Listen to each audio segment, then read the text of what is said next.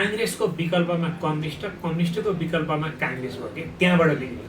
किन यिनीहरूको सिद्धान्तै मिल्दैन, ठ्याक्कै मिल्दैन, केही पनि मिल्दैन। रिसाएको मान्छेलाई पनि खुसी बनाउन सक्नु पो खोपी हो त। रिसाएको मान्छेलाई झन् रिसाउने बनाउनु भयो त त्यहाँ द्वन्द्व सिर्जना भयो भने। जुन एउटा विज्ञ पुस्ता छ, जुन योग्य पुस्ता छ, त्यो योग्य पुस्तालाई साथ नलिएको वा उनीहरूलाई साथ नदिएको, सन्तुष्टि पार्न वा नसकेको होइन कारणले गर्दाखेरि यो परिवर्तन भइरहेको। त्यो निषेधको राजनीति फेरि कुनै एउटा पार्टीले मात्रै गरे, तीनटै पार्टी मिलेर गरे, सबै मिले। यिनीहरू बाहिर जुदिया जस्तो गर्ने, झगडा गरे जस्तो गर्ने, अनि भित्रभित्र मिलेर खाने। काङ्ग्रेस एमाले माओवादीहरूले पछिल्लो पटक जति पेट्लो सरकार बनाउँदा नि शिक्षा मन्त्री आफूले लिएन। साना साना पार्टीलाई शिक्षा मन्त्री दिएको थियो। किन? शिक्षकहरू त माग धेरै छ, त्यो पुरा गर्नुपर्ने हुन्छ होइन। त्यस कारणले त्यो शिक्षकहरूको माग पुरा नभएर शिक्षकहरू यी पार्टीबाट अपमानित भएर बसेका हुन्। यो शिक्षकहरूको भविष्य बर्बाद बनाइदिने काम काङ्ग्रेस एमाले माओवादीले गरेका हुन्। त्यसैको पाप लागेर यिनीहरू अहिले समाप्त भएका हुन्। समाप्तै भएन। स्थानीय तह प्रदेशमा त उनीहरूले सम्भवै छैन। हेर्न न, जिरो। एक दुई भोटले अझै पनि म हुन्छु भनेर मत पाउँछु भनेर अहिले तपाईँ हाम्रो इन्टरभ्यू रेकर्ड भइरहँदा पनि 1 2 3 सम्भावना छैन लेखेर राख्नुहोस्। त्यस्तो हुन्छ एकदम। पढा लेखाहरूको सहर बनाउनु हुन्न भन्ने पर्यो क्या हो। त्यस्तै पढेछ क्या? प्राज्ञ भने त पढे लेखेको, प्राज्ञ भने त पढे, त्यहाँ त सबै पढे लेखा मान्छे आउने हो नि त, विज्ञ आउने हो नि त। नमस्कार, सिमली छायाको नयाँ श्रृङ्खलामा तपाईँलाई हार्दिक स्वागत छ। म रामकुमार। हामी हेटौँडा बसेर सम्भावना खोजिरहेका छौँ। सिमली छायामा तपाईँ कसको कुरा सुन्न हेर्न चाहनुहुन्छ भनेर मैले केही दिन अगाडि सामाजिक सञ्जालमा लेखेको थिएँ। त्यसमा मकवानपुरका झन्डै 150 भन्दा बढी महानुभावहरूको नाम प्राप्त भएको थियो र उहाँहरूलाई सम्पर्कमा ल्याएर कुराकानीको प्रयास गरिरहेको छु। यसै क्रममा आज चाहिँ एकजना विद्वान, मकवानपुरको साहित्य, शिक्षा, अलिअलि राजनीतिमा पनि जोडिनुभएका, धार्मिक सम्प्रदायमा पनि सहभागिता रहेको र यो एउटा धार्मिक सहिष्णुता कायम गरेर मकवानपुरको वैभव खोजिरहनु भएको एउटा अनुहारलाई तपाईँहरू सामु ल्याउन चाहन्छु। उहाँ हुनुहुन्छ हयग्रीव आचार्य। नमस्कार। हयग्रीव भन्नु पर्थ्यो मैले, अलि हयग्रीव। आराम हुनुहुन्छ? आराम छु। यस्तो टेलिभिजनको अन्तर्वार्ता पछिल्लो समय कहिले गर्नुभएको थियो त्यो पनि सम्झेर सुरु गर्नु। मैले टेलिभिजनमा अन्तर्वार्ता काठमाडौँको एक दुईवटा टेलिभिजनमा अन्तर्वार्ता दिएँ, नत्र प्राय एफएममै हो, रेडियोहरूमा बोलिरहनु। रेडियोहरूमा, र यहाँ चाहिँ पहिलोपटक हो। अहिलेसम्म थिएन। अब यो लामो समय शिक्षण पेसामा रहनुभयो, लगभग 35 वर्ष 36 वर्ष। त्यसो भनिरहँदा अहिलेको पुस्तालाई थाहा नभएको पञ्चायती व्यवस्था मैले पनि 40 सालबाट निम्त्यो। त्यो पञ्चायती व्यवस्थाको शिक्षा, त्यसपछि बहुदलको शिक्षा, त्यसपछि लोकतन्त्रको शिक्षा र गणतन्त्रको शिक्षा कस्तो भयो, यहीँबाट सुरु गरौँ त। अब पञ्चायत कालमा हाम्रो नियुक्ति भएको 40 सालमा। हजुर, म जन्मेर भर्खर खोपको मात्र पुरा गरेँ। अनि त्यो बेलामा चाहिँ अब विशेष गरेर त्यतिखेरको पाठ्यक्रम होइन, पञ्चायतसँग सम्बन्धित पाठ्यक्रमहरू नै हामीले पढाउनु पर्थ्यो र त्यहाँ चाहिँ हामीले दायाँ बायाँ कुराहरू यताउता गर्नु हुँदैन थियो। पाठ्यक्रमभन्दा बाहेक बोल्न अलिकति निषेधै थियो। बोलिहाले पनि स्पष्टीकरणहरू आउँथ्यो। त्यसपछि बहुदल आयो। बहुदल आएपछि अलिकति हल्का खुल्ला भयो। खुल्ला भएपछि हामीले बहुदल ल्याउनलाई हिँड्नु पनि भयो कि? बहुदल ल्याउनलाई पाउँदैन भन्दा त्यतिखेर थियो, तर हाम्रो शुभकामना र सद्भाव थियो। हामी त्यस्तो बहुदल ल्याउनुपर्छ भनेर हिँड्न चाहिँ हिँडेनौँ। तर हाम्रो यो व्यवस्था अब काम छैन भन्ने चाहिँ पर्दै भयो। त्यसो हो, म इन्डियामा पढेको 8-10 वर्ष, त्यहाँ त्यो त खुल्ला देश, अनि त्यो खुल्ला परिवेशमा हुर्केर आएको भएर यहाँ चाहिँ अलिक सकसमा जागिर खाइरहेको थिएँ। अनि खुल्ला हुनुपर्छ भन्ने मान्यता चाहिँ थियो। आन्दोलनमा चाहिँ जानु गएन। त्यो आन्दोलनलाई कसरी हेर्नुहुन्छ? अलिकति अहिलेको पुस्तालाई सुनाइदिनुहोस्। अब त्यो प्राय राजनीतिक आन्दोलनहरू जब शासकहरू निरङ्कुश हुँदै जान्छन् 10, 15, 20 वर्ष, 30 वर्ष होइन, त्यसपछि जनताले स्वतः परिवर्तन खोज्छ। त्यस्ता आन्दोलनहरू नेपालमा पटक पटक भइरहेका छन्। किनभने शासकहरूले राम्रो काम गरे धेरै वर्षसम्म चलिरहन्छ, नगरेमा 10, 15 वर्ष, 20 वर्षमा परिवर्तन भइरहेको छ। त्यो हुनुको कारण के भने त्यो जुन युवा पुस्ता छ, जुन एउटा विज्ञ पुस्ता छ, जुन योग्य पुस्ता छ, त्यो योग्य पुस्तालाई साथ नलिएको वा उनीहरूलाई साथ नदिएको, सन्तुष्टि पार्न वा नसकेको होइन कारणले गर्दाखेरि यो परिवर्तन भइरहेको महसुस गर्छु। भनेको त्यो 46 सालको आन्दोलनलाई त्यसरी लिनुहुन्छ। हो। आम निर्वाचन भयो मुलुकमा, त्यसपछि तपाईँको पढाउने क्रम जारी नै थियो होला, सरुवा हुनलाई अलिकता सुगममा आउनलाई कति शास्ति थियो होला एउटा म शिक्षक? बालज्योतिबाट नियुक्ति भएको हो, मेरो घर पाएकै जस्तो घर पाएकै पाएको थियो। पछि म 45 सालमा निमावी थाई भएँ। 45 सालमा 45 सालमा अब बाँकी अस्थायी काम गरियो, आए खुलेन खासै। 45 सालमा थाई भएपछि म चितलाङ हाई स्कुल स्वच्छन्द भैरव माविमा सरुवा भएर बढुवा सहित, किनभने योग्यता मेरो माविको थियो। त्यसपछि त्यहाँ मैले 15 महिना पढाएँ। त्यही बेला यहाँ बहुदलीय व्यवस्था आयो, म चितलाङमा थिएँ। चितलाङमा बहुदलीय व्यवस्था हुँदा त्यो स्कुलको घर थियो नि सर, अहिले त्यो घर भत्क्यो कि भत्केन हामी नगएको धेरै भयो। एउटा घर चाहिँ जो तपाईँहरूको स्कुलको हेड सरहरू बस्ने शिक्षक बनेको चाहिँ त्रिभुवन बस्छ भन्थे, अर्को चाहिँ राणा प्रधान। त्यहाँ दुईटा थियो। त्यो घर ऐतिहासिक थियो नि। त्यो ऐतिहासिक, त्यो राणाजीहरूले बनाएको ठाउँमै विद्यालय चलेको हो त्यतिखेर। अनि त्यहाँ म 15 महिना बसेँ। त्यही बेलामा बहुदल आयो र बहुदल आएपछि हामीले त्यहाँ बसेर पनि हामीले, किनभने जनताको अभिमतलाई हामीले म एउटा व्यक्तिले रोक्न सकिँदैन। त्यस कारणले यो खुल्ला हुनुपर्छ, स्वतन्त्र हुनुपर्छ। मैले अघि भने म त इन्डियामा बसेको मान्छे, स्वतन्त्रतापूर्वक हिँडेको मान्छे, बाँचेको मान्छे। त्यसमा हाम्रो नैतिक समर्थन थियो, हामीले कहिले पनि विरोध गरेनौँ, समर्थनै गऱ्यौँ। त्यसरी 46 साल त्यसरी बितेको। त्यसपछि निर्वाचनहरू भए, नेपाली काङ्ग्रेसको बहुमत जस्तै आयो होइन, नेकपा एमाले पछि थियो।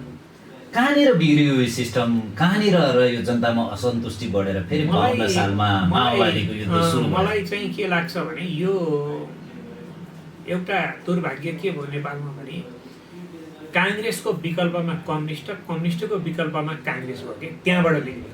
किन यिनीहरूको सिद्धान्तै मिल्दैन, ठ्याक्कै मिल्दैन, केही पनि मिल्दैन हो त। त्यस कारणले न्यूनतम कुरा मिल्या भए तपाईँलाई भोट हाल्थे वा मलाई भोट हाल्थे, तपाईँको पालो सकेपछि मलाई हाल्थे, मेरो पालो सक्यो मलाई चित्तन पनि तपाईँलाई हाल्थे, तपाईँलाई चित्तन मलाई हाल्थे। तर त्यहाँ कस्तो हो भने सिद्धान्त केही पनि नमिल्ने पार्टीहरूको बिचमा नेपालको राजनीति चल्यो। त्यो कारणले गर्दाखेरि त्यहाँ चाहिँ खिचातानी, अनि जनताले यता भोट हाल्ने उता भोट हाल्ने गर्दा बहुमत नआउने होइन, आए पनि टिकाउन नसक्ने, लोकपाप बढी हुने, यी विविध कारणले गर्दाखेरि मान्छेमा राजनीतिक चेतना, नैतिक चेतना पनि चाहिन्छ कि राजनीति गर्ने मान्छेलाई। नैतिक चेतना भएन भने राजनीति गर्ने मान्छे असफल हुन्छ। त्यस कारणले हामी सुन्छौँ नि मलेसिया बन्यो, फलानु देश बन्यो, सिङ्गापुर बन्यो, हङकङ बन्यो आदि इत्यादि विभिन्न कुराहरू छ, चीन बन्यो। अथवा त्यहाँभित्र के छ भने राजनीतिक चेतनाका साथै नैतिक चेतना भएका नेताहरू पनि थिए, त्यस कारणले ती बनेका हुन्। हाम्रो नेपालमा के भयो त भने राजनीतिक चेतना चाहिँ व्यापक भयो, जेलनेल पनि खाए, सबै गरे, तर नैतिक चेतना भएन। नैतिक चेतना भनेको सामाजिक अनुशासन हो होइन त। सबैलाई मिलाएर लान सक्ने, सबैलाई सम्मान गर्ने, यो त राज्य त जम्मैको हो नि होइन। यहाँ बस्ने सब जात जातिको सबै धर्म अझ अल्पमतको हो। 27 देखि 33% बाँकीलाई शासन गर्ने हो हाम्रो व्यवस्था हो। त्यहाँ त्यो नैतिक चेतना नेताहरूमा स्खलित भएको वा त्यतातिर यिनीहरूको ध्यानै नगएको कारणले पनि यिनीहरू असफल भएका। तिनटै पार्टी असफल हुनुको कारण चाहिँ मलाई त्यस्तो लाग्छ। अब अलिकता जनयुद्ध पनि भोग्नुभयो तपाईँले, कस्तो रह्यो? शिक्षकहरूलाई कति गाह्रो? अब जनयुद्धमा म ज्ञानदा माविमा प्रवाह थिएँ, हेटौँडामै जनयुद्धमा।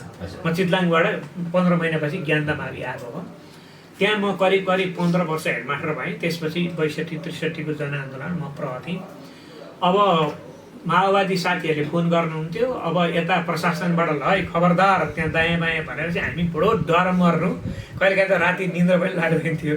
त्यसरी हामी बाँचेको हो। तर पनि हामीले अब उहाँहरूले हामीलाई त्यस्तो धुनधान गर्नु भएन, किनभने हामी कसैका विरोधी थिएनौँ होइन। राज्य र विद्रोहीको चेपुवामा चाहिँ अलिअलि परियो, तर पनि त्यति विधि भएन। हामीले अलिअलि चन्दा माग्नुहुन्थ्यो उहाँहरूले, यसो सामिक उठाएर अलिअलि हामीले दिएको पनि हो, दिएकै हो। त्यो लुकाउनु पर्यो, लुकाउनु पर्यो। अब 64 सालमा संविधान सभाको निर्वाचन भयो। त्यतिखेरसम्म नेपालमा यो परिवर्तनमा शिक्षकहरूको वाह थियो सर। सबैजना शिक्षक हुनुहुन्थ्यो। स्वयं पुष्पकमल दाहाल प्रचण्ड पनि शिक्षक हुनुहुन्थ्यो। उहाँको हेड सर रामकुमार श्रेष्ठलाई पछि उहाँले पर्यटन मन्त्री पनि बनाउनु भयो। यता मनरीतिर क्रसरको विवाद पनि छ होइन। चित्रबहादुर केसीदेखि झलनाथ खनालदेखि नेपालको परिवर्तनमा आएका महरा सर भनेपछि अहिले पनि लुम्बिनीमा सम्मानै छ। त्यतिखेरसम्म शिक्षकहरूको निकै इज्जत थियो। गाउँमा कोही विदेश गएको पैसा ल्याइदिनु पर्यो बजारमा पनि त्यही नै थियो। बजारबाट राज्यले केही खोज्नु पर्यो भने गाउँमा शिक्षकै थियो। गणतन्त्र घोषणा भएपछि शिक्षकको अलिक अवमूल्यन भयो। यसमा कति कमजोरी शिक्षकको, कति कमजोरी हाम्रो राजनीतिक गुण्डागर्दीको? मैले करिब 39 वर्ष पढाइ छु। मैले 40 सालमा नियुक्ति लिएर 79 मा छोडेको। रिटायर हुनुभन्दा 2 वर्ष अगाडि नै भनौँ न, 60 मा रिटायर हुने हाम्रो होइन। त्यो बिचमा मैले शिक्षामा धेरै देख्दाखेरि के देखेँ भने 46 सालमा बहुदल ल्याउनमा शिक्षकहरूको ठुलो भूमिका। अनि ती मन्त्री, प्रधानमन्त्री, शिक्षा मन्त्री जम्मै शिक्षकहरूकै कारणले बनेका हुने नेताहरू। शिक्षकहरूले, किनभने गाउँमा मैले गएर पढाएँ, तमसुक लेख्नु पर्यो भने शिक्षकले लेख्ने, कसैको चिठी पढिदिनु पर्यो भने शिक्षकले पढिदिने, कहीँ यसो मुद्दा सुद्धा छिन्न पर्यो, झगडा पर्यो भने शिक्षकै चाहिने। अनि 5-7 हजार चाहियो भने तपाईँहरूसँगै हुन्थ्यो पैसा, सरसापट पनि शिक्षकबाट पाउने। अनि शिक्षकलाई कता भोट हाल्ने भनेर सोधे, हामीलाई सोध्थे होइन, कता भोट हाल्ने भनेर सोध्थे। त्यस कारणले शिक्षकको त्यो मर्यादा थियो। पछि पार्टीहरू जब सत्तामा गएपछि ती शिक्षकहरूलाई बिर्सिँदै गए। तपाईँले याद गर्नुभएको छ, काङ्ग्रेस, एमाले, माओवादीहरूले पछिल्लो पटक जति पेट्लो सरकार बनाउँदा नि शिक्षा मन्त्री आफूले लिएन। साना साना पार्टीलाई शिक्षा मन्त्री दिएको थियो। किन? शिक्षकहरू त माग धेरै छ, त्यो पुरा गर्नुपर्ने हुन्छ होइन। त्यस कारणले त्यो शिक्षकहरूको माग पुरा नभएर शिक्षकहरू यी पार्टीबाट अपमानित भएर बसेका हुन्। मलाई त्यस्तो लाग्छ। किनभने राज शिक्षकै होइन, अनि के जगडा शिक्षक रिजल्टै आएन नि हो। अनि 10-11 वर्षसम्म त आयोगै बन्द भयो नि, दिवंगतै भइसक्नु भएको थियो, जाँदेर बसेका। यो शिक्षकहरूको भविष्य बर्बाद बनाइदिने काम काङ्ग्रेस, एमाले, माओवादीले गरेका हुन्। त्यसैको पाप लागेर यिनीहरू अहिले समाप्त भएका हुन्। जस्तो अहिले पछिल्लो समय पनि काठमाडौँमा शिक्षकहरूको त्यो सागर हेर्नुहोस्, त्यत्रो 29 दिने आन्दोलन हेर्नुहोस् त। मैले हिजो लेखेँ नि फेसबुकमा, बदनाम गरे बरु दलहरूले शिक्षकहरूको, अवमूल्यन गरे, चरित्रमाथि दोष लगाए, के जाति चाहिँ यति हजार बिक्री भयो भनेर चाहिँ आफ्नो बाउ समान गुरुहरूको अपमान गरे। पत्रकारले लेखेका हुन्, म पत्रकार भएकोले मलाई पनि पीडा छ त्यस्तो लेख्न हुन्थेन। शिक्षकले जीवनभरि पढायो, थोरै तलब नै थियो। शिक्षकहरूको तलब धेरै थिएन नि त, थोरै तलब थियो। निजामतीको जस्तो अन्य सुविधा शिक्षकहरूलाई छैन, केही पनि छैन होइन। चक्क धुलो खानु भयो। हामी सरकारी काममा जाँदा हाम्रै पैसा खर्च गरेर जानुपर्छ, स्कुलले हामीलाई पैसा दिँदैन थियो। हामी आफ्नै पैसा खर्च गरेर राज्यको काम गरिरहेका थियौँ, विद्यालयको काम गरिरहेका थियौँ भने अब ती शिक्षकहरूलाई यति अपमान गरियो कि सायद त्यही शिक्षकहरूको आँसुको कारणले यी पार्टीहरू समाप्त भए। मैले चाहिँ त्यसरी बुझेको छु। समाप्तै भयो भन्नु? समाप्तै भएन। स्थानीय तह प्रदेशमा त उनीहरूले सम्भवै छैन। हेरेर 0 1-2 भोटले अझै पनि म हुन्छु भनेर मत पाउँछु भनेर अहिले तपाईँ हाम्रो इन्टरभ्यू रेकर्ड भइरहँदा पनि 1, 2, 3 सम्भावना छैन, लेखेर राख्नुहोस्। त्यस्तो हुन्छ एकदम। भनेको राजनीतिक रूपमा अब जनता एकदम सचेत छन्, परिवर्तनका पक्षमा छन् एकदम। यो सरकार असफल भयो भने अर्को कुनै पार्टी नयाँ आउँछ, पुरानो आउँदैन, नयाँ आउँछ। पुरानो आउने भए त 65 मा जानुभएको ज्ञानेन्द्र शाह आइहाल्नुहुन्थ्यो। सबैको मनमुटुमा हिन्दू र राजतन्त्र छँदैछ, भोट त फेरि घन्टिला हाले जनताले। भनेपछि म पनि यो कुरामा चाहिँ सहमत छु कि नयाँ आउँछ, पुरानो आउँछ। अलिकता मकवानपुरको उन्नयनको कुरा गरौँ। तपाईँले देख्नुभएको मकवानपुर आएको सबैतिर झिलिमिली पिचै पिच छ होइन, जग्गाको भाउ एकदम छ, प्रदेशको राजधानी छ, तर विकास यो मात्रै रहेछ र जनताको दिमाग त अहिले हामीले सुरुदेखि कुरा गऱ्यौँ नि, विकास भनेको बाटो र बिजुली मात्रै रहेनछ नि, सुरुमा त्यही खोज्यौँ। तर हामी जनताको चेतना स्तर त विकास गर्न हामीले सकेनौँ नि, कहाँनिर चुक्यौँ? त्यो निषेधको राजनीति सुरु, एकले अर्कालाई सिद्ध्याउने, एकले अर्कालाई खुइल्याउने जुन राजनीतिक सुरु भयो नि। किनभने राजनीति भनेको राज्यको महत्त्वपूर्ण नीति हो कि यो राजनीतिलाई मान्छेले बुझेन भन्छु म त। यो राजनीति भनेको श्रेष्ठ नीति हो जो समग्र देशको, समग्र जनताको, समग्र भूगोलको, समग्र मानवताको विकास गर्ने हो नि राजनीति भनेर, होइन र? हामीले त्यसरी बुझ्यौँ। हामीले चाणक्य नीति, विदुर नीति त्यसरी पढ्यौँ। तर यहाँ के भयो त, राजनीति लेनदेन र निषेधको राजनीति भएको भएर यो समाज बिग्रियो। हाम्रो म राम्रो नभन्ने, ऊ नराम्रो भनिरहने हो, त्यति मात्रै हो। निषेध, उसलाई अगाडि बढ्नै नदिने, अनि जम्मै ठाउँ आफ्नै मान्छे मात्रै चाहिने, अर्का मान्छे नहुने, जतिसुकै योग्य भए नि उसलाई, उसको कदर नगर्ने, अयोग्य मान्छे आफ्नै छ भने उसको कदर गर्ने, यो निषेधको राजनीति सुरु भयो नेपालमा। अनि यो निषेधको राजनीति फेरि कुनै एउटा पार्टीले मात्रै गरे, 3टै पार्टी मिलेर गरे, सबै मिले। यिनीहरू बाहिर जुदिया जस्तो गर्ने, झगडा गरे जस्तो गर्ने अनि भित्रभित्र मिलेर खाने। अनि यही तपाईँ हामीले हेरौँ न 64 सालको त्यो चैतमा संविधान सभा निर्वाचन भयो नि, एकै दिन जितेका हुन् कुमारी लामा र प्रेमबहादुर पुलामी। अरूको पार्टीको हामीले कुरा गर्नु पर्थेन, यो राजनीतिक सो पनि होइन। कुमारी लामाले पटक पटक अवसर पाउनुभयो, प्रेमबहादुर पुलामी आसम मन्त्री हुनु पाउनु भएको छैन, सांसदबाटै झन्डै रिटायर हुने बेला भइसक्यो। त्यहाँ उहाँहरूको पार्टीभित्रै त्यो एकले अर्कालाई सिद्ध्याउने खेल मैले सबै पार्टीमा छ, यो एमालेमा पनि छ, काङ्ग्रेसमा पनि छ। त्यसैलाई राजनीति बनाए। हो, त्यसैलाई राजनीति बनाए। यसमा चाहिँ जनता आफै सचेत भयो। उसो भए यो अहिले जनता यदि बदलिएनमा यी दलहरूको कुनै लगानी छैन, जनता आफै जनता आफै सचेत भएको बदलिएको। म तपाईँलाई एउटा उदाहरण दिन्छु। मालपोतमा घुस नखाइकन काम हुँदैन। नापीमा जानुहोस् त्यहाँ पनि घुस खाउनुपर्छ, सरयुमा जानुहोस् त्यहाँ पनि घुस खाउनुपर्छ।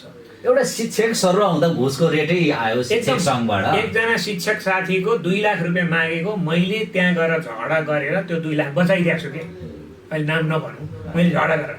तपाईँ कार्यरत शिक्षक उहाँको बारेमा किन बोल्न आयो भनेर मलाई थर्काउने काम पनि भयो पार्टीबाट, पार्टीको संरक्षणमा। हो, संरक्षण आडमा। मैले भने म हयग्रीव आचार्य शिक्षक मान्छे मात्रै होइन, म एउटा सामाजिक अभियन्ता पनि हुँ। मसँग चेतनाको विकास छ, त्यस कारण यो गलत काम गरिरहनु भएको छ भनेर मैले जोगाइदिएको छु कतिपयको काम। त्यहाँ मलाई अहिले पनि हेटौँडामा धेरै मान्छेले, म धेरै सङ्घ संस्था हाँकेर बसेको मान्छे, म धेरै सङ्घ संस्थाको अध्यक्ष भएर नेतृत्व गरेको मान्छे, र मैले जुन जुन संस्थाको अध्यक्ष भएर हाँकेँ ती संस्था अहिले सफल छन्, सक्षम छन्, योग्य छन् र आफ्नो खुट्टामा कोही कसैको दान नपाए पनि ती संस्थाहरू इज्जतका साथ चलिरहेका छन्। एकदम कोष खडा गरिदिएको छ नि त, गर्वका साथ। एकदम एकदम आजीवन सदस्यबाट पनि संस्था चलाउन सकिन्छ, किन सकिँदैन? नैतिकता चाहियो है, नैतिकता भएपछि मान्छेले पत्याउँदो रहेछ। त्यस कारणले गर्दाखेरि राजनीतिक पार्टीहरू कहाँ असफल भयो भन्दा एकले अर्कालाई निषेध गर्ने, पार्टीमा त छ तर पार्टीभित्र पनि निषेधको राजनीति छ। त्यस कारणले जनतालाई त म धन्यवाद दिन्छु, नेपाली जनतालाई। र अहिले मलाई एउटा रमाइलो कुरो म सुनाइदिन्छु तपाईँलाई। बरु सहरका पढे लेखेका प्राध्यापक, डाक्टर, पत्रकार, बुद्धिजीवी, शिक्षक सबैले यो परिवर्तन आउँछ भनेर पत्या थिएन र पार्टीलाई भोट हाले अघिल्लोचोटिको फागुन 21 हो चुनावमा। तर गाउँका जुन नपढेका सामान्य होइन, किसान, मजदुर, विद्यार्थी अथवा भनौँ न एउटा जुन ग्रामीण परिवेशबाट हामी भन्दा पनि सक्षम र योग्य रहेछन् कि उनीहरू दूरदर्शी रहेछन् भन्छु म त। उनीहरूलाई यसपटक यी पुराना जान्छन् भन्ने पक्का थियो। यो कुरालाई हामीले अलिकता अब यही राजनीति तपाईँले यस्तो भन्दा फेरि तपाईँ चाहिँ वडा अध्यक्षमा उठ्नु भएको थियो 79को निर्वाचन, कताबाट यो राजनीतिमा जोडियो? यसो म चाहिँ भनिरहनु भएको थियो 2 वर्ष पढाउने उमेर पनि थियो। मेरो जागिर 2 वर्ष बाँकी थियो रिटायर हुनलाई, पेन्सन त मेरो भइसकेको थियो। अनि मलाई अब एकजना मेरै विद्यार्थीले चाहिँ तपाईँ वडा अध्यक्षमा उठ्नु पर्यो भन्नुभयो। म उठ्दिनँ, म राजनीतिक चेतना भएको मान्छे चाहिँ हुँ, तर म राजनीतिक क्रियाशीलमा चाहिँ भनौँ न म गर्दिनँ, मलाई यत्तिकै ठिक छ होइन भनेर मैले भनेको। उहाँले मान्नु भएन र मलाई जागिर छोडाएर उठाउनु भयो। अनि पछि उहाँले चाहिँ अब मलाई हराउने र अर्कोलाई जिताउने खेल पनि खेल्नु भएछ। राजनीति तपाईँमाथि पनि भयो? म माथि राजनीति भयो, मलाई हराइयो। किनभने चुनावको त्यो 27-28 दिनसम्म जम्मै मेरै पक्षमा छन् मान्छे। मेरो पछाडि म यसो फर्केर हेर्छु कहाँबाट आई म नै चिन्दिनँ, तर मान्छे यति आयो कि अच्छा उम्मेदवार पनि तपाईँको प्रतिद्वन्दी पनि तपाईँलाई नै बोकेर हिँडिरहनु भएको हो, मेरो गुरु भनिरहनु भएको हो। तर फोटो हामीले छापेका हो। पछिल्लोचोटि यस्तो खेल भयो कि त्यहाँ चाहिँ हयग्रीव आचार्यलाई हराउने, अर्कोलाई जिताउने खेल भयो र त्यसमा म रिसाइनँ। किन मलाई धेरैले SMS पठाएको थियो, तपाईँलाई भोट नहाल्नु भनेको छ हामीलाई त भनेर SMS पनि थियो मसँग होइन। तर म रिसाइनँ एक दिन पनि, किनभने म त चाणक्य नीति, विदुर नीति पढेर आएको मान्छे हो नि त। राजनीतिमा घात प्रतिघात अन्तर्घात हुन्छ भन्ने पनि थाहा छ मलाई। त्यस कारणले यो समयको खेल हो। जसले अन्तर्घात गर्यो, जसले अपराध गर्यो, जसले गुरुलाई घात गर्यो, म त पढाउने शिक्षक पनि हो नि, जो आज चाहिँ यहाँ राजनीतिमा मै हुँ भनेर हेरेका छन्, उनीहरूलाई मैले शिक्षित दीक्षित र यो ठाउँसम्म ल्याउने मान्छे त म हो नि त। तर मलाई नै घात गर्ने काम गरेँ, त्यसको हिसाब किताब समयले माग्छ भनेर म नरिसाएको हो। विश्वस्त भएर बस्नु भयो। मैले अहिलेसम्म कसैसँग झगडा गरे पनि छैन। 84मा चाहिँ उठ्नुहुन्छ के छ? अब 84को चुनावमा चाहिँ मलाई कतिपयले अब तपाईँ कसैले चाहिँ अब मेयरमा उठ्नुपर्छ भन्छन्, कसैले तपाईँ उपमेयर, तपाईँ जस्तो पढा लेखा डिग्री गरे मान्छे माथि जानुपर्छ भन्छन् होइन। कसैले के भन्छन्, म वडातिर यसो कहिले काहीँ घुम्छु गुरु, फेरि वडा अध्यक्षमा उठ्नु पर्यो भन्ने वडाका बासिन्दाहरूको भनाइ छ। तर अब म उठौँ कि नउठौँ, के गरौँ भन्ने बारेमा सोचिरहेको छु। मैले अहिले यसै गर्छु भनेर डिक्लेयर गरेको छैन, किनभने समय छ, बेला छ। तर राजनीतिक चेतना मसँग छ। प्रदेश पनि छ, हामीले सुधार्नुपर्ने प्रदेश पनि छ, सुधार्नु वडा मात्रै छैन। त्यसकारण मेरो भनाइ के भने अब यो भन्दा तितो लाग्ला, राजनीति गर्ने भनेको पढे लेखेको, सोच भएको, भिजन भएको, चिन्तन भएको, विचारशील मान्छेले गर्ने हो। अलिक परसम्म देख्ने चाहिन्छ। यो ठेक्का पट्टा गर्ने, यो चाहिँ आज लगानी गरेर भोलि करोडौँ कमाउने मान्छेले राजनीति गर्ने होइन क्या, किनभने त्यहाँ स्वार्थवाद छ। हाम्रो त स्वार्थै केही पनि छैन, हाम्रो त स्वार्थ केही पनि छैन। त्यस कारणले राजनीति गर्ने त्यस्ता मान्छेले दुर्भाग्य के भयो, काङ्ग्रेस एमाले माओवादीमा जम्मै ठेक्का पट्टा गर्ने हाम्रा मित्रहरू, जम्मै मन्त्री, प्रधानमन्त्री, मुख्यमन्त्री, के मन्त्री, मेयर, उपमेयर जम्मै उहाँहरू हुनुभयो। अनि उहाँहरूमा त तपाईँको चाहिँ के हुन्छ भने स्वार्थ हुन्छ, स्वार्थ भएपछि त्यहाँ बिग्रिन्छ। त्यसो भएको कारणले गर्दा नेपालको राजनीति बिग्रिएको छ। त्यहाँ पढे लेखेका योग्य विद्वान क्षमतावान, किनभने नैतिकता हुन्छ नि उनीहरूसँग, त लाज हुन्छ नि, भोलि अहिलेसम्म कमाएको इज्जत जान्छ नि त, पुस्ता आयो भने पनि डर हुन्छ नि त। त्यसैलाई मैले हेटौँडामा जोडेको, जस्तो हेटौँडाको कत्रो सान थियो नि, लेखकहरूमा नि हिजो म बमसिंह राणा भाटको लेख पढेर पत्रकार भएको, यस्तो लेख्नुपर्छ भनेर। आज त्यस्तो छैन। पत्रकारकै कुरा गर्नुहुन्छ भने नै भिमभिरागलाई ल्याएर राखेको त्यो एउटा राज्यको पत्रकारदेखि कमल थापाहरूले पहिलो पत्रिका निकालेको, यी सबै कुराहरू राजनीतिकै कुरा गर्नुहुन्छ भने बद्री खतेवडाको शिक्षक आन्दोलन। आज पदमा त मकवानपुरका धेरै मान्छे पुगे, तर बाटो बिर्सिएको जस्तो भयो नि। अब मकवानपुरको राजनीति बिस्तारै ओह्रालो लागेको जस्तो लाग्दैन तपाईँलाई? अब नयाँ पुस्ता त्यसो गरेर आयो त, ती पुस्ताहरू जसले यो 10, 15, 20 वर्ष राजनीति गरे नि, त्यसले किताबको क पनि पढाएको छैन, नैतिकताको न पनि पढाएको छैन, समाजको स पनि पढाएको छैन। त्यसै राजनीति हुन्छ, पैसा कमाउँदैमा राजनीति हुन्छ, हुँदैन नि। पैसै कमाउने भए त यहाँ त पैसा कमाउने कयौँ व्यापारी छन् नि हेटौँडामा, हो नि, अरब अरब कमाएको भनिन्छ हो। उनीहरूले राजनीतिमा चासो राखेनन्। म एउटा कुरा भन्छु, जो व्यापारीहरू, ठेकदारहरू राजनीतिमा गए नि, ती पतन भइरहेछन्, हेर्नु होला। अब तिनीहरूका दिन आउँदैछ, सबै पार्टीको एउटा मात्रै हो, सबै पार्टीका दुर्दिन आउँदैछन्। किनभने उनीहरूले त्यहाँ करोडौँ खर्च गरेका छन्, 2 नम्बरी काम गरेका छन्, 3 नम्बरी काम गरेका छन्, घुस खाछन्, माथि दिएका छन्, पैसा तल दिएका छन्, सबै ऋण छ उनीहरू। भनेपछि त दिन त अब पछारिएपछि त, चुनावमा पछारिएपछि त जिरो हुने हो नि त मान्छे, अनि डिप्रेसनमा जाने हो उहाँहरू। त्यस कारण अब नयाँ पुस्ता आउँछ, पढे लेखेको पुस्ता आउँछ। के हुनुपर्छ भने नीति, विधि र प्रविधिमा दक्ष हुनुपर्छ कि अबको यो प्रविधि। पछिल्लो कुरा चाहिँ प्रविधि। अहिले गाउँ गाउँका जनताको हातमा स्मार्टफोनले पनि, इन्टरनेट पुग्नाले पनि उनीहरूले बुझे, थाहा पाए, जाने, सिके, सत्य के हो, राजनीति के हो, नेता कस्तो हुनुपर्छ भन्ने कुरा चाहिँ त्यहाँ छ त, सबै कुरा छ त, बुझे, जाने। अनि हामीले भोट हालेका नेता कस्तो रहेछ त भन्ने पनि थाहा पाएको हुँदैन। त्यस कारणले परिवर्तन भइयो। त्यसमा कसैलाई अब अहिले हाम्रा 3 पार्टीका मान्छेहरूका नेताहरूको म यसो हेर्छु, यो अल्गोरिदम के यो विदेशीले चाहिँ उ गरिदिएको, यो मान्छेको दिमाग भोडिदिएको भनिरहेका छन्। ए बाबा, जनतालाई किन अपमान? तर ओडामा जान सक्नु पर्यो नि त। 5जना मान्छेले प्रश्न गर्दा चप्पल हातमा लिएर भाग्न नसक्ने हुनु पर्यो। तपाईँ हामी त भाग्नु परेको छैन नि त। उहाँहरूले हामीलाई पनि प्रश्न गर्छन्, तिमीहरूले सधैँ नेताको कुरा गर्ने, तिमीहरूलाई पनि लखेट्नुपर्छ भन्छन्, तर हामी त्यही खिचेर ल्याएर देखाउँछौँ। त्यतिमा म एउटा कुरा भन्ने, म त धेरै मान्छेले चिन्छु नि हेर्न, होइन? अब एउटा मान्छेले 3टा-4टा सिम लिएर मोबाइलको सिम फेर्दै हिँडेको छ। हाम्रो त 20 वर्षदेखि एउटै सिम छ त, 15 वर्षदेखि एउटै सिम छ, किनभने हामीलाई त्यस्तो केही समस्या छैन।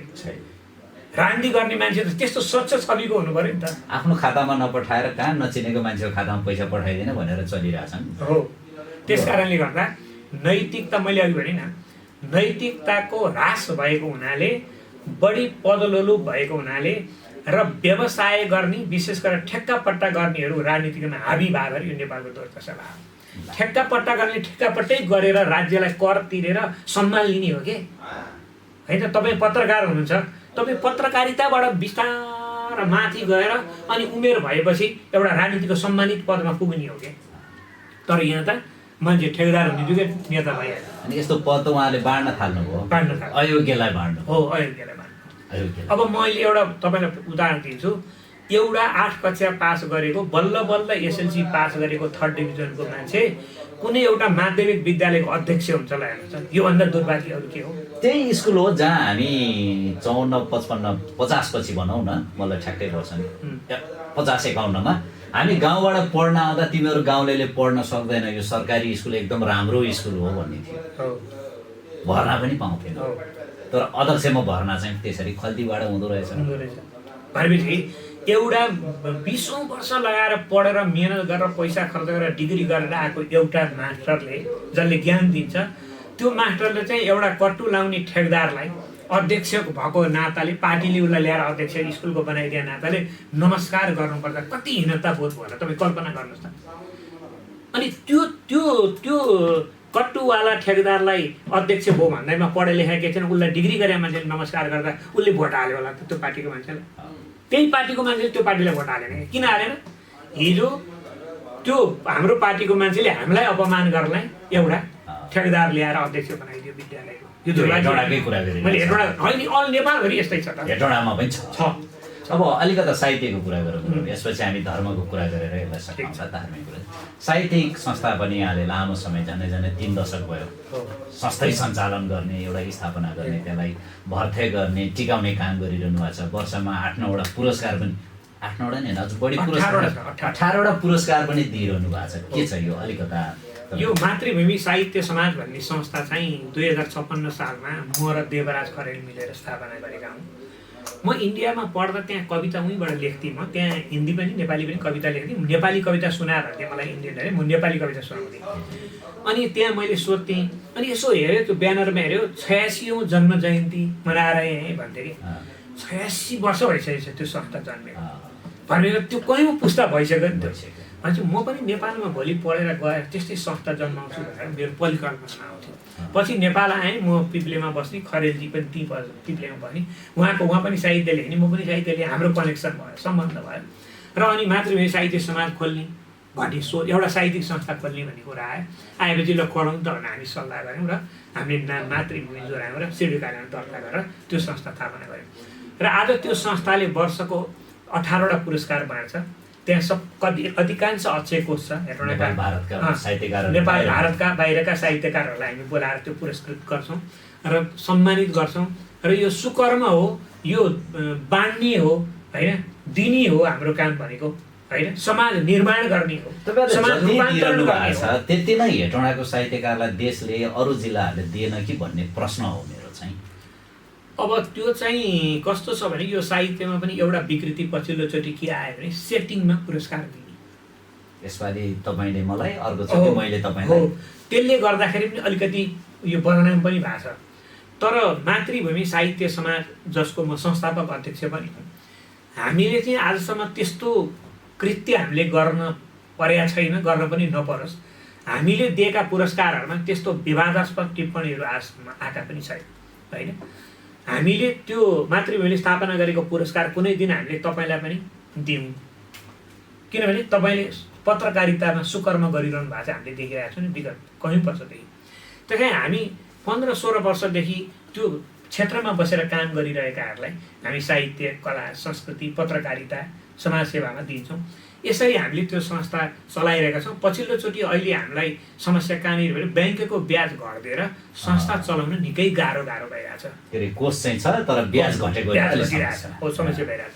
र म भीमविराट प्रतिष्ठानको अध्यक्ष पनि भएँ र मलाई उहाँहरूले सबैले बनाउनु भयो। र मैले के सोचेँ भने भीमविराट प्रतिष्ठानमा आर्थिक अवस्था 0 थियो र मैले यसको अक्षय कोष वृद्धि गरेर यसमा एउटा अभियान चलाएर 5 लाखको एउटा कोष बनाइदिन्छु भनेर मैले सञ्चालन गरेँ। नभन्दै 5 लाखको अक्षय कोष बनाइदिएर एक कार्यकाल गरेर मैले छोडेको। भनेपछि म जहाँ बसेँ, म एमनेस्टीको संयोजक पनि भएँ, त्यहाँ पनि कोष बने, पुरस्कार छ। अहिले इन्द्रबहादुर श्रेष्ठ स्मृति पुरस्कार हामीले नै स्थापना गरे हो। विजेन्द्र अग्रवाल भन्ने मेरो मित्र हुनुहुन्छ, उहाँ, हामी, उत्तम शर्मा ढकाल लगायत विजय वैद्य होइन, प्रकाश ढकाल, हाम्रो चाहिँ तपाईँको चाहिँ ढुङ्गेल सर, यी हामी सबैले मिलेर गरेर त्यहाँ पनि कोष, जहाँ जहाँ हामी बस्छौँ त्यहाँ कोष बनाउँछौँ कि सफलै छ। तपाईँको यो सबैमा तपाईँको एकदम गर्वका साथ म पारदर्शी ढङ्गले जवाफ दिन सक्छु भने एकदम आत्मबल र आत्मविश्वासमा हुनुहुन्छ। अब यस्तो भइरहँदा पनि यो हेटौँडा उपमहानगरमा तपाईँले नै त्यतिखेर बोक्नुभएको पार्टीले प्रज्ञा प्रतिष्ठान बनाउने कुरा थियो। एक खालले चाहिँ तपाईँहरू सबैलाई लगभग तयार हुनु है, अब दौरा सुरुवालमा आइरन गर्नु, कतिखेर हुन्छ उपस्थित हुनुपर्छ भन्ने थियो। तपाईँकै नेतृत्वको कुरा पनि निकै चर्चा थियो।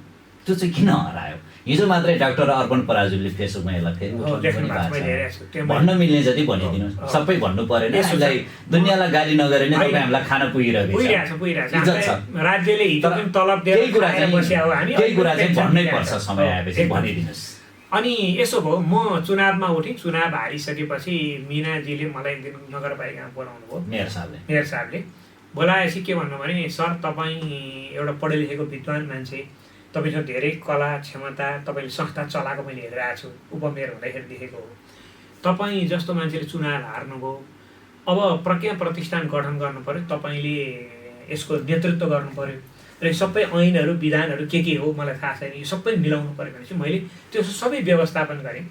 अनि त्यो कृष्णप्रसाद दाहाल सर म भएर व्यवस्थापन गऱ्यौँ। मिनाजीसँग हाम्रो मिटिङ बेला बेला भइरहन्थ्यो, उपमेयरसँग मिटिङ भइरहन्थ्यो। अनि पछि उहाँहरूले चाहिँ ल ठिक छ भनेर नगरसभाबाट ऐन पनि पास भइसकेपछि त्यहाँ चाहिँ प्रमुख कार्यकारिणीको नेतृत्वमा छनौट समिति बनाउनुपर्छ भनेर हामीले एकजना आरसी रिजाल सर र कृष्णप्रसाद दाहाल र प्रमुख कार्यकारिणी अध्यक्षको संयोजकतामा 3 सदस्यीय छनौट समिति पनि बन्यो। उहाँहरूले छनौट गर्नुभयो। 5 जनाको प्रज्ञा परिषद सदस्य, उहाँहरूको नाम पनि तयार भयो, लिस्टिङ पनि भयो। उहाँहरूले छनौट समितिले निर्णय गरेर त्यो नाम मेयर साहबको टेबलमा प्रस्तुत गर्नुभयो। त्यसपछि अब नियुक्तिको लागि तयारी गर्ने र एउटा समारोह राख्ने, नियुक्ति पत्र दिने भनेर सबै तयारी हो। र त्यसपछि मिनाजीले त्यहाँ मेयरज्यूले मलाई ल अब केही दिनपछि नियुक्ति पत्र बाँड्ने, म सरसँग समन्वय गर्छु भन्नु हुन्छ भने त्यसपछि उहाँले मलाई फोन गर्नु भएन। अनि मैले एक दिन फोन गरेँ, हुँदैछ भन्नुभयो, पछि कुरा गर्नुलाई भन्नुभयो। त्यसपछि पनि उहाँले फोन गर्नु भएन। एकछिन म नगरपालिका गएँ अनि मैले खोइ त के भयो त मेयरज्यू भनेको, अब मलाई व्यापक दबाब आयो यो गठन गर्नु हुँदैन कुनै हालले पनि भनेर। त्यस कारणले यसलाई मैले स्थगित गर्न खोजेँ, यो च्याप्टरै क्लोज गर्न खोजेँ भन्नुभयो। पढालेखाहरूको सहर बनाउनु हुन्न भन्ने पर्यो क्या हो, त्यस्तै परेछ क्या। प्राज्ञ भने त पढे लेखेको, त्यहाँ त सबै पढे लेखा मान्छे आउने हो नि त, विज्ञ आउने हो नि त। अनि मैले भने किन त त्यत्रो सारा काम भइसक्यो, नियुक्ति आफैले त्यो विधानहरू खोज्ने सारा मैले करिब 3 महिना 4 श्रमिक पनि लिनु भएन, 1 पैसा पनि लिन। मैले 5-6 महिना काम गरेँ, उहाँले मलाई काम लगाइरहनु भएको छ। 1 लिटर तेल पनि लिनु भएन, लिन मैले 1 पैसा पनि लिन नगरपालिकाबाट। अनि मेयरज्यूले जहाँ गएर भाषण गर्नुहुन्थ्यो, प्रज्ञा प्रतिष्ठान गठनको हयग्रीव सरले काम गरिरहनु भएको छ, निकट भविष्यमै हेटौँडामा प्रज्ञा प्रतिष्ठान गठन हुँदैछ भनेर उहाँले कहिले 50औं ठाउँमा भन्नुभयो। तर पछि अन्तिममा आएर उहाँले त्यो बन्द गरिदिनु भयो। अनि मैले किन भनेर सोद्धा मलाई यस्तो दबाब आयो सर, अब मैले सरलाई के भन्नु, मैले सकिनँ, म क्षमा चाहन्छु भनेर उहाँले मसँग माफी माग्नुभयो। अनि मैले भने कसले दबाब दियो तपाईँलाई भनेर मैले सोद्धा यो भन्न मिल्दैन, यो कुर्सीमा बसेर कुनै दिन सरलाई भन्नुला भनेर भन्नुभएको छ। अब कहिले भन्नुहुन्छ म त्यो प्रतीक्षामा छु। भनेको यो यत्रो 1,03,000 जनताले पत्याएको 23,000 मत ल्याएको मेयर पनि कहीँ न कहीँ दबाबबाट प्रभावित हुनुहुन्छ रहेछ, हुनु त भए रहेछ भन्ने थाहा पाइयो। यो जनताले पनि थाहा पाउनुपर्छ, एकदम थाहा पाउनुपर्छ। ठिक छ, हामी अब अलिकति धर्मको कुरा गरौँ। हामीलाई यो 12 पर्सा महोत्तरीतिर यो बेला बेला मूर्ति सेलाउने, हनुमानको पूजा गर्ने बेला भएको झडपहरू, कर्फ्यू, यसको बाछिटा अहिलेसम्म मकवानपुरमा देखिया छैन। नदेखियोस् भनेर हामी धार्मिक सहिष्णुताको अभियान चलाउन पनि खोजिरहेका छौँ। के गर्न सकिन्छ? तत्काल त्यस्तो केही सम्भावना त देख्नु भएको छैन, त्यस्तो कुनै त्रास त छैन नि मकवानपुरमा। हामी सबै धर्म मिलेरै बसेका छौँ। अब के गर्ने? तपाईँहरू जस्तो पाकाहरूको सुझाव चाहिँ एउटा धार्मिक पाटोमा पनि काम गर्ने मान्छे हुँ। म एउटा वैष्णव सम्प्रदायबाट दीक्षित भएको मान्छे हुँ। म निरामिष हुँ होइन त, र मेरो संस्कार त्यसरी आएको, मेरो पिताजी माताजीबाट आएको संस्कार हो यो। त्यो संस्कारमा हुर्किँदै गर्दा म हेटौँडामा सामाजिक, साहित्यिक, शैक्षिक क्षेत्रमा निकै मैले योगदान दिएको छु होइन, परिचित छु म हेटौँडामा, र देशभरि पनि प्राय परिचित छु। अब मेरो व्यक्तिगत सोच के भने, सबै धर्मको उद्देश्य त सत्य हो नि। कुनै पनि धर्मको उद्देश्य सत्यमा पुग्नु, मुक्ति पाउनु होइन त। यो हाम्रो धर्ममा के छ भने, यो मान्छे मरेपछि फेरि जन्मिन्छ, 84 लाख योनिमा घुमिरहन्छ, विभिन्न किरा, सबै धर्ममा त्यही हो।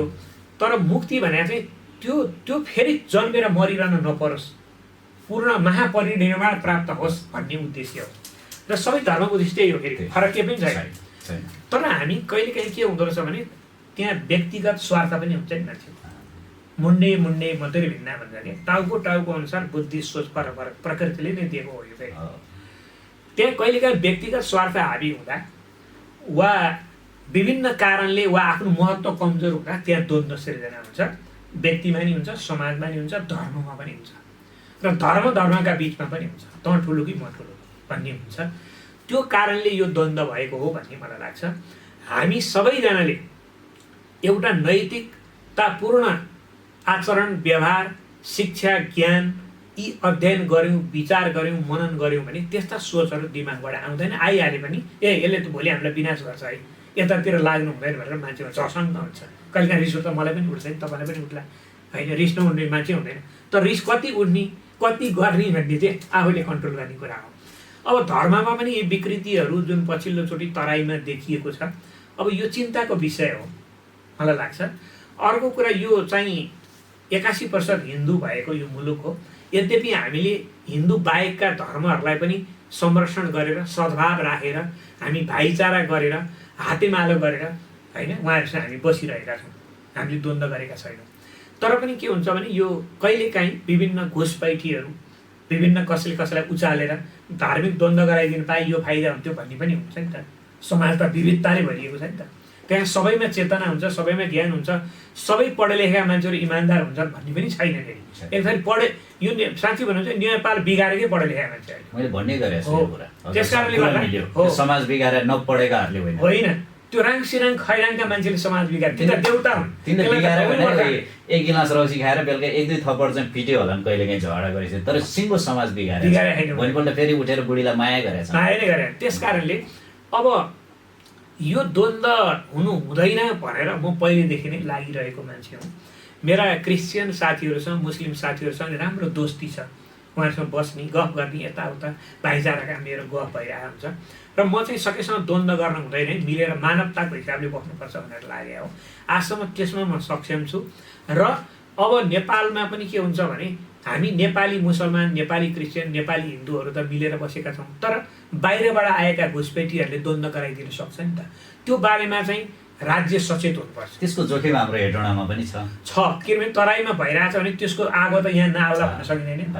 त्यसैले अहिले पछिल्लो पटक हाम्रो राजेश बानिया, तपाईँहरू, हाम्रो विशालजीहरू मिलेर, हामी राजेश वाग्लेहरू मिलेर, उत्तम शर्मा ढकाल, म, हामी विश्व हिन्दू महासङ्घसँग आबद्ध छौँ। उत्तम शर्मा ढकाल विश्व हिन्दू महासङ्घको अध्यक्ष मकवानपुरको, म विश्व हिन्दू महासङ्घको बागमती प्रदेशको उपाध्यक्ष भएको हुनाले हामीले त समाजलाई एउटा मानवताको हिसाबमा चलाउनुपर्छ भनेर हिँड्ने हामी त अगुवा हो नि त। त्यस कारणले अरू नबुझ्ने मान्छेले रिस्पीको आधारमा मनपरी गाली गरेर पनि देख्छु म फेसबुकमा, त्यो आवश्यक छैन। त्यसरी मनपरी गाली गर्न पनि हुँदैन फेसबुकमा। पदमै बसेहरूले नै गाली गरे हो, गरे। मैले चाहिँ त्यस्तो आशा लेखाएको छैन, लेख्नु हुँदैन भन्ने मान्यता राख्ने मान्छे म हो। त्यस कारणले रिसाएको मान्छेलाई पनि खुसी बनाउन सक्नु पो खोबी हो त। रिसाएको मान्छेलाई झन् रिसाउने बनाउनु भने त त्यहाँ द्वन्द्व सिर्जना भइगयो नि भन्ने मान्यता म राख्छु। र अहिले सर्वधर्म समभाव जुन एउटा समाजको निर्माण भइरहेको छ, तपाईँ पनि त्यसमा आबद्ध हुनुहुन्छ। यो एक प्रकारको हाम्रै परिकल्पना हो। राजेशजीलाई विश्व हिन्दू महासङ्घ नगर, हेटौँडा नगरको संयोजक अध्यक्ष बनाउने मान्छे पनि मैले लिएर आएको उहाँलाई। किनभने यसो हेरेँ सम्भावित युवा हुनुहुँदो रहेछ, धार्मिक कृष्ण प्रेमी समुदायबाट हुनुहुन्छ। उहाँ जस्ता मान्छेलाई यहाँ ल्याइयो भने त सिकाउँदै सिकाउँदै उहाँलाई योग्य सक्षम बनाउँदै भोलि समाज निर्माण गर्नु पऱ्यो नि त। हामी त उत्तराधिकारी पनि जन्माउनु पऱ्यो नि त। हाम्रो शेखापछि त हामी जस्तै मान्छे चाहियो नि त। अहिले राजनीतिक दलहरूले त्यही नजन्माउनाले नै अनुहार आएका त हो। एकदम एकदम तलदेखि मान्छे लुटेर खाने, घर परिवारको लागि ल्याउने हो। त्यो कारणले हो नि त मान्छे विकृति भएको। त्यस कारण हामीले चाहिँ समाजलाई उत्तराधिकारी दिनुपर्छ भनेर मैले धेरै मान्छेलाई माथि उठाएको छु कि हेर्नु, किनभने उत्तराधिकारी त बनाउनु पऱ्यो नि त। म उहाँहरूलाई चेला भन्दिनँ, मेरो चिन्तनमा उहाँहरू हिँड्नु, मैले उहाँहरूलाई माथि उठ्नलाई सहयोग गरेँ, उठिरहनु भएको छ। त्यस भएको हुनाले यो समाज रूपान्तरण गर्ने काम जिम्मेवारी हाम्रो हो कि हामी पढे लेखा मान्छे हो। हामी जस्तो मान्छेले लत्तो छोडिदियो भने त समाज बिग्रिहाल्छ। त्यस कारणले हामी सचेत छौँ। र अहिले यो जुन सर्वधर्म समाजको निर्माण भइरहेछ, यसले भविष्यमा हुने द्वन्द्वलाई कमसेकम न्यूनीकरण गर्छ भनेर हामी लागेको। र यो अभियान नेपालभरि फिजाउनुपर्छ भन्ने मान्यतामा म पनि छु। त्यो काम राम्रो भइरहेछ, तपाईँहरूले राम्रो गरिरहनु भएको छ। हाम्रो त्यसमा सल्लाह छ, सुझाव छ, अनुगमन छ होइन। हामी त्यसलाई हेरिरहेका छौँ, त्यो सकारात्मक छ भन्ने लाग्छ मलाई। हस्, कुराकानीका लागि समय दिनुभयो। आज फरक खालको कुराकानी गऱ्यौँ, खुसी लाग्यो। तपाईँको यो अनुभवहरूले पक्कै समाजलाई केही नयाँ कुरा पनि हुन्छ। यहाँलाई धेरै धेरै धन्यवाद दिन चाहन्छु। धन्यवाद। मलाई पनि यो तपाईँको यो टेलिभिजनमा बोलाएर मेरा आफ्ना अभिव्यक्तिहरू राख्ने जुन अवसर दिनुभयो त्यसको लागि तपाईँलाई हार्दिक आभार एवं कृतज्ञता प्रकट गर्दछु। आजको श्रृङ्खलामा हामीले हयग्रीव आचार्यसँग कुराकानी गऱ्यौँ। उहाँका विभिन्न परिचयहरू छन्। तपाईँलाई कुराकानी कस्तो लाग्यो?